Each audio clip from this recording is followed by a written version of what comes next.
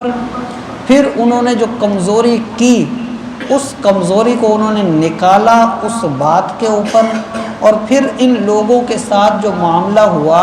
کیونکہ ان لوگوں کو شرمندگی ہوئی کہ ہم سے یہ خطا ہوئی ہے، جو انہوں نے خود نکالے کہ بھی ہم سے یہ غلطی ہو، اس کے اوپر یہ نادم بھی تھے کہ ہاں واقعی یہ وہ وجہ ہے جس کی وجہ سے ہم پھنسے، ہم پر مصیبت آئی، شرمندہ ہوئے۔ تو اس پر پھر نادم ہونے پر اللہ نے انہیں معاف کیا، اور وہ حالات کہ بھئی تم نے یہ کیا، اللہ نے تمہارے ساتھ یہ کیا، واقعی اللہ نے تم پر وعدہ کیا تھا، اللہ کے رسول نے فتح کا وعدہ کیا تھا،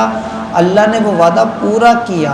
پھر تمہاری یہ کمزوری تھی، اب تمہیں اس پر ندامت بھی ہے،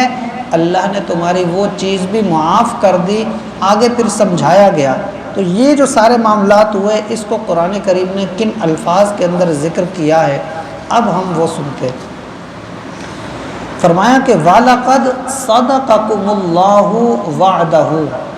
کہ بے شک اللہ تعالی نے سچا کیا ہے، پورا کیا ہے اپنے وعدے کو، اِذْ تَحُسُّونَهُمْ بِإِذْنِهِ، کہ جب تم جنگ کر رہے تھے، تم لڑ رہے تھے اس کے حکم سے اور جیت رہے تھے۔ مطلب یہ کہ جنگ احد بھی آپ سب جانتے ہیں، تاریخ پڑھی ہوگی کہ ابتدا میں کفار بھاگ گئے تھے،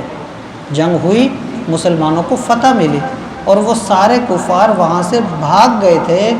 پھر وہ مسلمانوں نے ایک درہ تھا، پہاڑی کا ایک حصہ تھا جس پر بٹھایا تھا تقریباً 50 لوگوں کو، تو اس میں سے بھی 40 لوگ نیچے اترے تھے، 10 ابھی بھی اوپر تھے، وہ شہید ہو گئے تھے۔ تو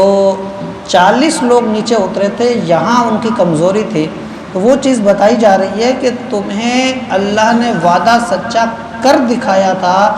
اور تم اس کے حکم سے اپنی جیت کو بھی دیکھ رہے تھے، کفار بھاگ چکے تھے، سب تمہیں پتہ ہے۔ تو فرمایا حتی اذا فشلتم، یہاں تک کہ تم نے ایک کمزوری دکھائی۔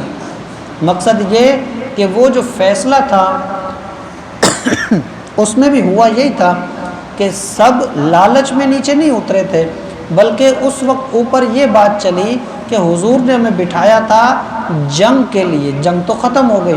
کفار تو بھاگ گئے، میدان خالی ہو گیا،